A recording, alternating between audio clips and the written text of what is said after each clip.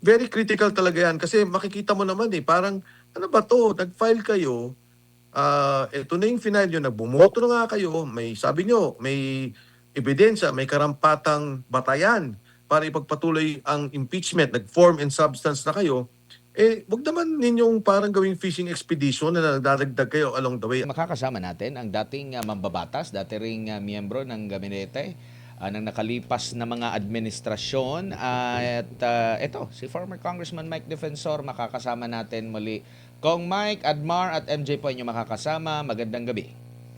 Yes, magandang gabi, Admar. And of course, MJ, magandang gabi po sa lahat ng nanonood at nakikinig sa atin. Opo, bilang isa ring negosyante kong Mike, yung mga numero na kanina na naka-flash sa kanilang mga presentation mula 2005 hanggang 2026 ang mga transaksyon ni Vice President Sara Duterte. Ano mo doon? Basa mo doon po. Meron ka bang question marks na marami doon sa kasi ang pinapalabas nila hindi pala bilyonaryo pala itong si VP Sara. Actually, Admar, walang kwenta yung hearing kanina. Walang kakwenta-kwenta. Pinanood ko, halos makatulog na nga ako doon sa hearing. Kala ko naman may magaganap o may sasabihin na sasabihin mong sensitibo o delikado. Wala eh. Kasi ang una dyan, alam mo, tama yung binanggit ni Congressman Marcoleta at sinundan to ni Congressman Pids Garbin. Di ba ang sabi nila, teka lang, kala ko ba meron na tayong form and substance? Bakit ngayon, parang nagtatanong tayo at parang fishing expedition? Para mapaliwanag to at maintindihan ng ating mga kababayan, kasi di ba nagsabi ka na merong problema sa salin? Sana, kasi ang hirap nung sabihin mong unexplained wealth, isang napakalaking ah, usapin na hindi mo maipaliwanag ang iyong yaman. Sana sa umpisa pa lang sinabi nila, meron kang bahay, o meron kang kotse, o meron kang ganitong bank account na hindi mo dineklara. Ang kaso wala eh. Ang ginawa nila, nagpresenta sila. O anong unang mali? Ang unang mali, ang violation ni VP Inday Sara ay nung siya ay Vice President. So ang ibig sabihin, from 2022 hanggang sa ngayon, dapat ipinakita nila na meron siyang mga ginawang mali, illegal, o mga pondo na hindi maipaliwanag. Ginawa ninyo 2005. Pagkatapos, ang pangalawang nakita kong mali doon, ano yun transactions. Yung pasok at labas ng pera. Aba, umabot nga ng 6 na bilyon. Pero ano yung ginawa ni Congressman Lasal kanina, si Bert? Kasama yan ni B.H. Herrera sa Bagong Henerasyon Party List. No? Ang tanong niya, sabi niya, sorry, si Bong Suntay pala ang nagtanong nito. Sabi niya, teka lang, magmula nung 2022, kung kailan siya naging Vice President, ilan yung pumasok at lumabas na pera? O di sinabi, sinuma total, 2022, 40 million, 2023, 13 million, 2024, about 3.7 million, tapos 1 million 2025.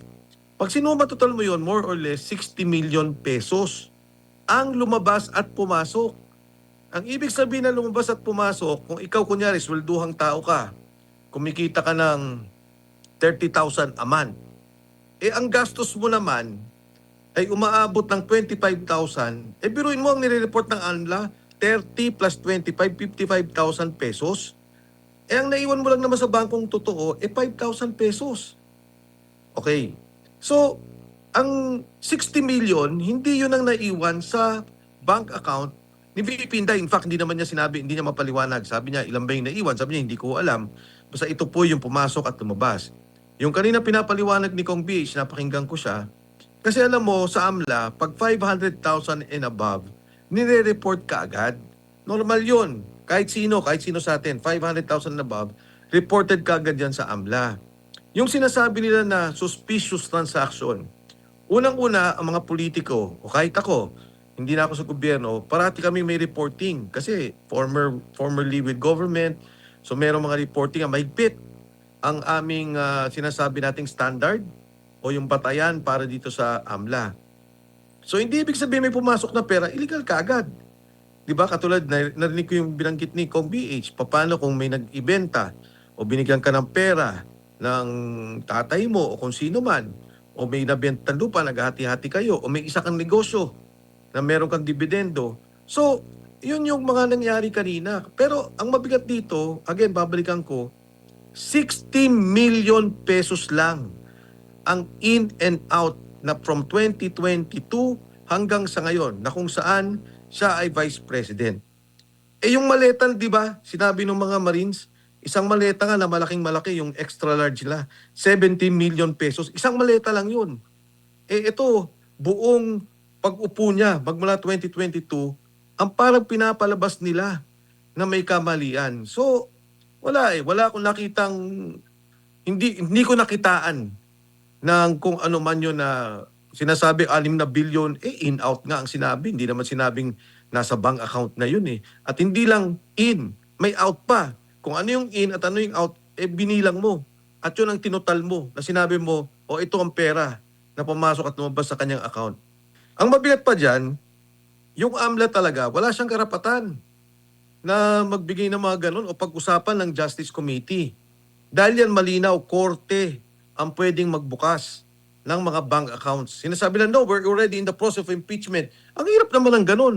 So lahat pala lang pwede mong filean immediately, even during hearing or presentation na tinitingnan mo yung substance, papatawag mo na yung AMLA, papakover mo na yung bank account. Yan yung kaso sa Supreme Court sa ngayon na pinag-uusapan. Pero dapat naging responsable ang komite tungkol dito at maging lalo tigit ang AMLA na talagang alam naman niya may jurisprudence na dyan. May mga desisyon na ang Korte Suprema tungkol dito. Hindi dapat nila pinayagan yung ganyang pagsira, lalo tigit ng isang tao na hinalal ng bayan, Vice President natin, may boto yan. Ang standard ng impeachment, hindi lang basta-basta, napakataas niyan. Diba? Napakabigat nung ginawa ng Kongreso doon sa proseso, sa due process. Pero kung may laman ba, nakakagimbal ba, o ito ba'y makaka-impluwensya? Ako, sa akin, sa palagay ko, hindi. Ay halos, hindi ko nga mapanood na. Naintindihan ko pa yung pinag-uusapan nila, pero talagang parang nakita ko witch hunt. Hindi lang fishing expedition, kundi witch hunt ang nangyari sa Committee on Justice hearing. At maaari kong na itong kanilang ginawa kasi nabanggit mo nga may paglabag. Ito rin yung naging pananaw ni Attorney Harry Roque. Basahin ko lang yung recent post niya. Sabi nga niya dito, it is therefore my view, di pala ito. The Bill of Rights guarantees the right of individuals to privacy and security in relation to their bank accounts under the Secrecy of Bank Deposits Law and Anti-Money Laundering Act or AMLA.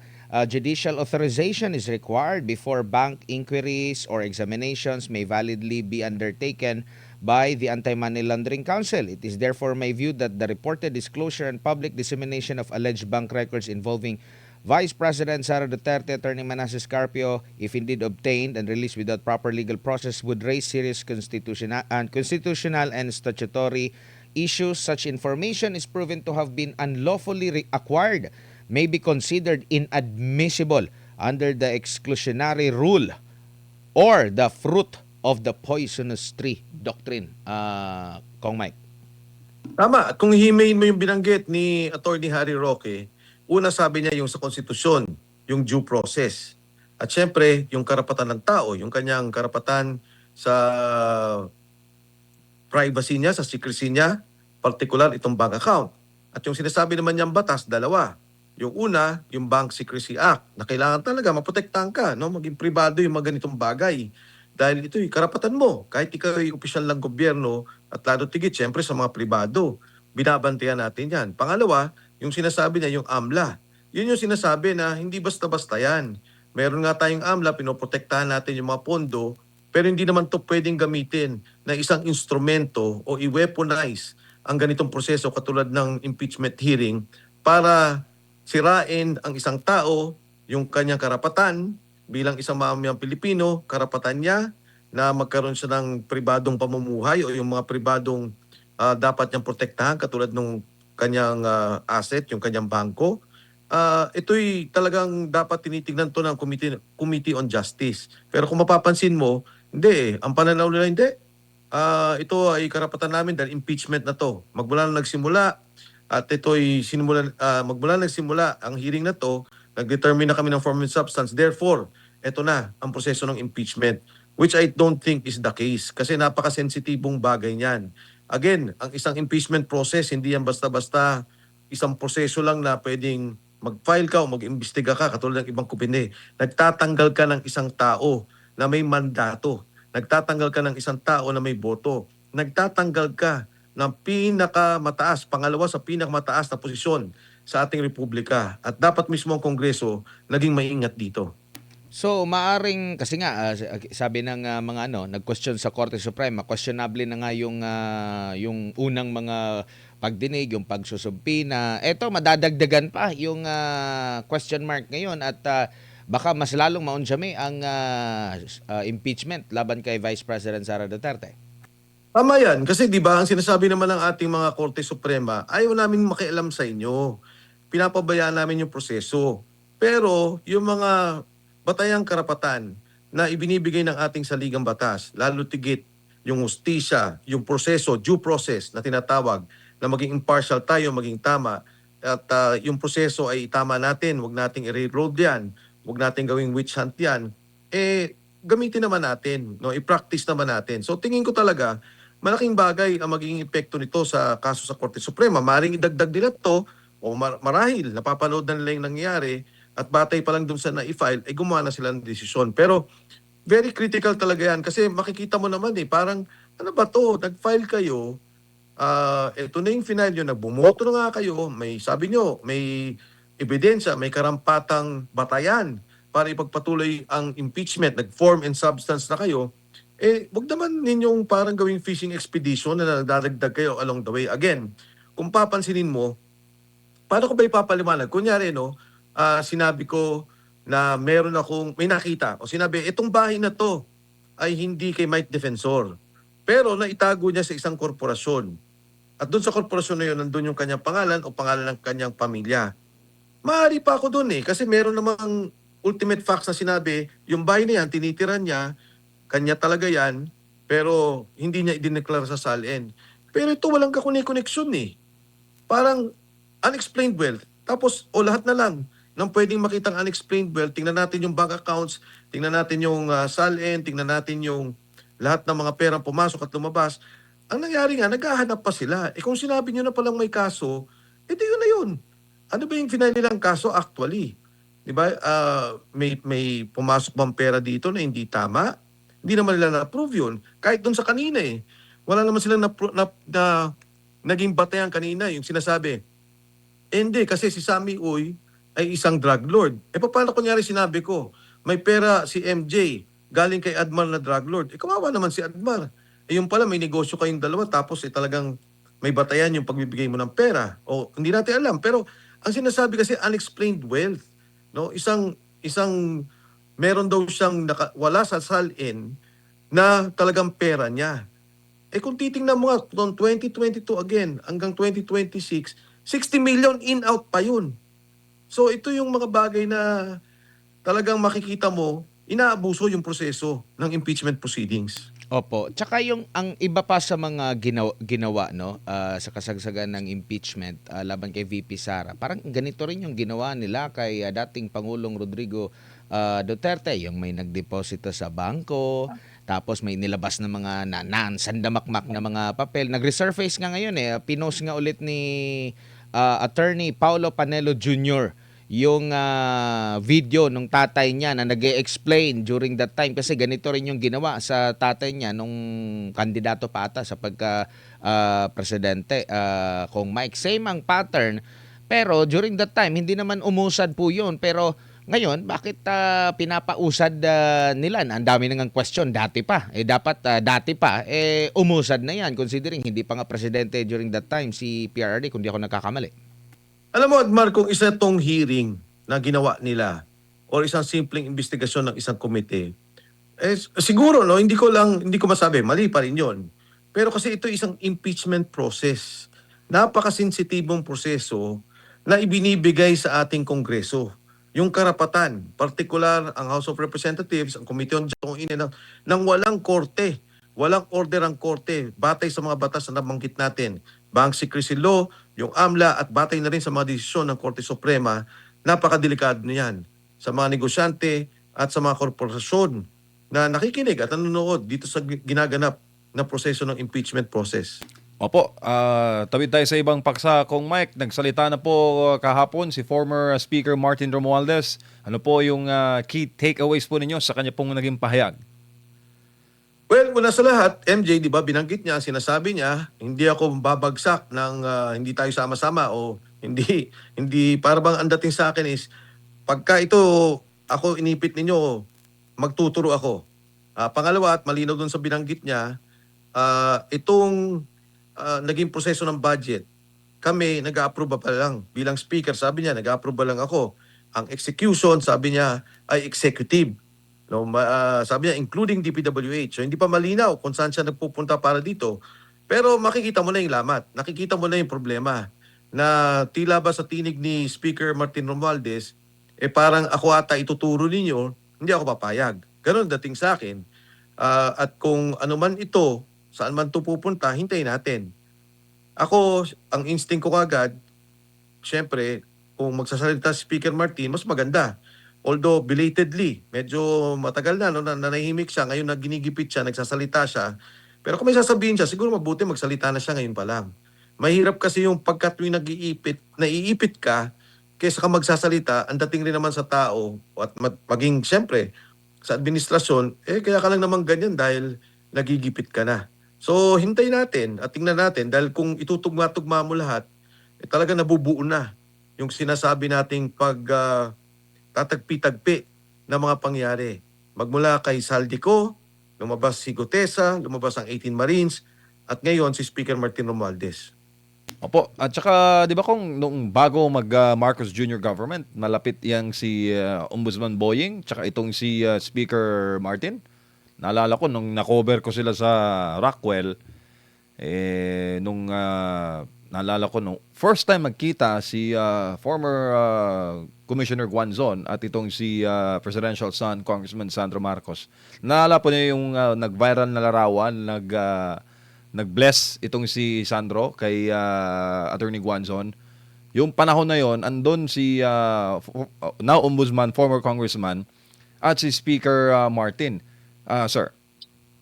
Well, alam mo, MJ, lahat naman kami noon, di ba, parang more or less pagkakasama. Pero ang posisyon kasi noon ni Ombudsman Boying Rimulya was the Senior Deputy Majority Floor Leader. At that time, ang aming Majority Floor Leader ay si Martin Romualdez. Si Speaker Martin Romualdez. Nandun ako noon and ako yung chairman ng Public Accounts Committee. And of course, nandun din at that time si Congressman Saldico. So, masasabi mo naman, no, kahit paano magkakasama kami at magkakaibigan in a way, no, doon mga panahon na yon. Pero ito nga, may mga malaking issue na labas na doon sa aming pakipagkaibigan. Katulad sa aking parte, ang sabi ko nga, yung korupsyon. Ngayon ko lang nakita yung ganitong malawakang organisadong korupsyon. Sa parte naman ni Ombudsman Boying Rimulya, dalawang bagay. Number one, talaga namang ombudsman siya. Trabaho niyang litisin o trabaho niyang tutukan yung nangyaring korupsyon na nakita natin. At pangalawa, higit sa lahat, nakikita ko dito, siyempre may protection din sila kay Pangulong Bongbong Marcos dahil siya ang Pangulo at siya ang leader ng administrasyon ng ating bansa. At yun ang sila ang inappoint ni Pangulong Bongbong Marcos. Sa gitna ng lahat ng to, makikita natin si Speaker Martin na siya yung nadamay doon sa issue ng korupsyon kasama si Congressman Saldico. At sa ngayon, nagkakaroon ng malawakang hinaing, may malawakang panawagan ng taong bayan na talaga magkaroon ng paglilinaw dito. Sino ba talaga ang dapat makulong? Dahil ang tagal na. Noong pang Disyembre natin pinag-usapan may makukulong at pupuntahan natin ng lahat ng ebidensya, maging transparent tayo. Hanggang ngayon wala tayong nakikita. At tingin ko, itong patuloy na ganitong pananaw ang talagang sumisira sa ating administrasyon. Tingnan natin kung paano ito mariresolve. Opo, as we speak, Kong, kanina lang naglabas na po ng precautionary whole departure order in Sandigan Bayan, 7th Division, laban kay former Speaker Martin Romualdez. Nakitaan raw ng korte ng probable cause na maaaring umalis ng bansa itong dating lider ng Kamara. Sa punto po natin ngayon, masasabi po ba natin na tuloy-tuloy na itong laglagan blues, Kong? Well, una sa lahat, si Speaker Martin Romualdez, pinayagan naman siya ng Kongreso. Mm. At ito nga, lumabas nga si Ombudsman at sinabi niya, di ba nung una pa yan parang bulletin doon sa, parang ganun pa, hindi pa yung hold order na sinasabi ng Sandigan Bayan. So tingnan natin kung saan patutungo tong isyong to. Kasi ang sabi ni Speaker Martin Romualdez, magsasalita ako at sasabihin ko yung aking nalalaman tungkol dito sa budget at tungkol dito sa nangyaring korupsyon. Tingnan natin. Maganda nga to dahil para mailinaw nating lahat. Dahil ang sabi naman ng lahat, di ba? Ito ang panawagan ng lahat. Gusto natin makita ang katotohanan. Gusto natin managot kung sino ang nagnakaw. At syempre, gusto rin natin mabalit kahit papaano yung pondong nanakaw nila at mapakinabangan naman ng taong bayan lalo tigit ngayon na nasa gitna tayo ng isang krisis.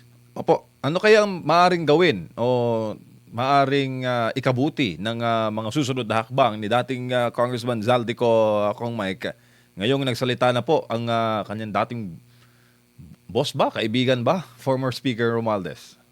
Kaibigan, sabi ni Kong Saldico, yan ang isa sa mga best friend niya, di ba, Tama, sa tama. Kongreso. Mm. Oo. Abangan pa natin talaga. Ako, meron na akong medyo naiisip kung ano yung mga mangyayari, pero ayoko po muna magsalita. Dahil katulad na nabanggit ko dati pa, di ba, si Congressman Saldico nagsalita. Pagkatapos nanahimik, sabi nila nahuli daw. Pagkakalam natin, nahuli. Tapos sabi nga ni Congressman Harry Roque, Secretary Harry Roque, hindi naman daw nahuli. Tambalita ngayon, nasa Portugal na. At tahimik pa rin. Sabi naman ni Speaker Martin, magsasalita ako. Biglang nawala. Sinasabi nila ngayon, hinahanap daw, hindi makita, nawala. At hindi pa rin nagsasalita tungkol dito sa isyong to. So, tingnan natin kung ano talaga ang pupunta nitong mga bagay-bagay nito. Pero ang mahalaga dito, ay umusad ang kaso. Hindi pwedeng ganito lang na parang nanahimik lahat, nawala. Tingin ko talaga magagalit na ang tao. Talagang hindi na kaya ng taong bayan. Lalo tigit na, yun nga, pinanggit ko, nasa krisis tayo, tumataas ang mga presyo, naghihirap sila, nakikita mo talaga ng mga problema. Ang Mayo 1, parating na, araw ng mga manggagawa. Alam ko na marami silang hinaing, nababanggitin, kailangan talaga magkaroon ng kaliwanagan yung nangyaring korupsyon sa ating bansa at maaaring nagpapatuloy pa na korupsyon sa ating gobyerno sa ngayon. Opo, Kong Mike, ano po ang mensahe po ninyo sa ating mga kababayan, lalo pat ang mga issue ngayon, talagang nakatutok yung masang Pilipino sa mga issue dyan sa impeachment, lalo na yung pagtugon ng pamahalaan sa krisis po sa langis. Sir. Well, una ho sa lahat, katulad ng binanggit ko kanina, ako talaga wala akong nakita doon sa issue tungkol sa impeachment ni VP Inday Sara. Sayang ang resources ng gobyerno. Tutok na tutok sila para tanggalin si VP Inday Sara. Lahat ng nagsasalita laban sa gobyerno ay pinapahirapan. Sinasara mga negosyo, kinakasuhan, kaliwat kanan, at ginigipit. May mga pumupunta mga tao sa kanilang bahay para takutin ang mga nagsasalita na humihingi lang naman ng katarungan para sa ating bansa at sa ating sambayanan. Yung mga kurakot na sinasabi natin, kailangan panagutin at kailangan maibalik ang pondo ng bansa. Imbis na ang Kongreso nagsayang dito sa impeachment hearing at meron pa ata silang isang hearing bago magbotohan, sana itinutok na nila sa totoong problema, yung krisis ng gutom, krisis ng pagtaas ng presyo. Ito ang hinihiling ng bansa. Kung meron sana silang naipakita, baka pwede pa akong maniwala ay talagang wala. Tingnan nyo po mabuti yung lumabas na hearing, panoorin po ninyo at tingnan po ninyo kung anong analysis ninyo. Inuulit ko, 2005 po yan, mali. Dapat 2022 ang batayan nila dahil ang tinatanggal nila ay si Vice President Inday Sara Duterte, naging Vice President lang siya ng 2022. Yan lang ang batayan ng impeachment. Ito ang nangyari sa bansa natin pagkawatak-watak, talagang napakasama. Kung gusto lang manahimik, tigilan po nila yan, tutukan natin ang problema. At syempre, itong mga lumalabas na pananalita mula po sa kampo ni Saldico, narinig natin si Speaker Martin Romualdez, bantayan po natin. Pagdasal po natin. Dahil ang gusto lang naman natin, hustisya. Ang gusto lang naman natin, na sana lumabas na ang katotohanan. Ang pagtuturuan po nila ngayon at pagsasalita laban sa isa't isa, isang bagay na iniling natin para talagang mailabas kung anong nangyari sa nakwan at maibalik naman yung perang nanakaw sa atin. Maraming salamat, Admiral MJ. Mabuhay po kayong lahat. Maraming salamat si former Congressman Mike Defensor na kasama po natin mga ka-partners. So sa pinpong impeachment ni Vice President Sara Duterte dyan po sa Kamara